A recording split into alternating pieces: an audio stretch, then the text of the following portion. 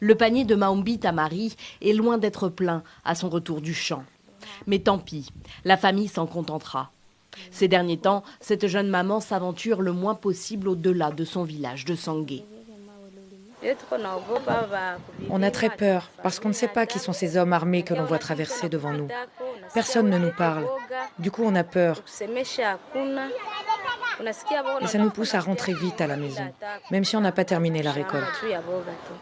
Beaucoup d'habitants du territoire d'Ouvira, au sud Kivu, racontent avoir vu des hommes en armes et en uniforme ces dernières semaines. Des uniformes qui n'étaient pas ceux des FARDC. La peur a vite gagné la population. Le grand marché de Sangué ferme plus tôt que d'habitude, désormais. La situation n'est pas bonne ces derniers temps. On est obligé d'arrêter plus tôt et de rentrer car on nous vole nos marchandises. Aucun commerçant ne souhaite se retrouver dehors la nuit tombée. Des médias locaux et étrangers rapportent que des militaires burundais ont été vus dans la région dès le mois de décembre. Des centaines d'hommes, selon différentes sources. Ils chercheraient à gagner les moyens et hauts plateaux d'Ouvira qui servent de base arrière à la rébellion burundaise des Red Tabara. Selon ce représentant de la société civile, la situation est particulièrement explosive car les soldats burundais s'appuieraient sur d'autres groupes armés implantés localement. Ils sont sur notre sol, en coalition avec les éléments qui perturbent la paix de la plaine de la Ruzizi et du territoire d'Ouvira en général. Ils sont en relation avec les Twirwaneho. Ils sont en relation avec les Maïmaï Kijangala, ces hommes qui ont perturbé la paix de la population, qui font incendier tous nos villages. Et voilà, une armée régulière burundaise entre sur notre sol sans aucune convention. Et voilà, toute la population est dans une grande peur. On ne sait pas qu'est-ce qui se passe. L'armée congolaise s'en tient à appeler au calme et assure enquêter sur ces allégations. Je ne peux pas confirmer que ce sont des militaires burundais.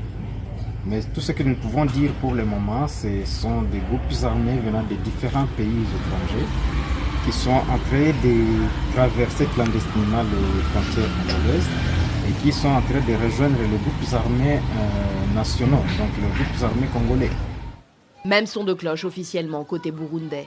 Le porte-parole de l'armée s'est exprimé la semaine dernière dans l'hebdomadaire Iwachu. Il s'est voulu ferme. Ce n'est pas vrai. Il n'y a pas de militaires burundais en RDC.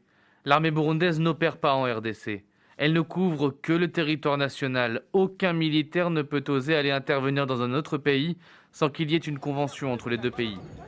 Et pourtant, à quelques pas de la rivière Ruzizi qui sert de frontière avec la RDC, certains paysans burundais ont le sentiment que leurs autorités leur mentent. Avant, il y avait beaucoup de militaires dans la région qui patrouillaient. Mais là, ils sont moins nombreux, comme s'ils étaient partis en mission.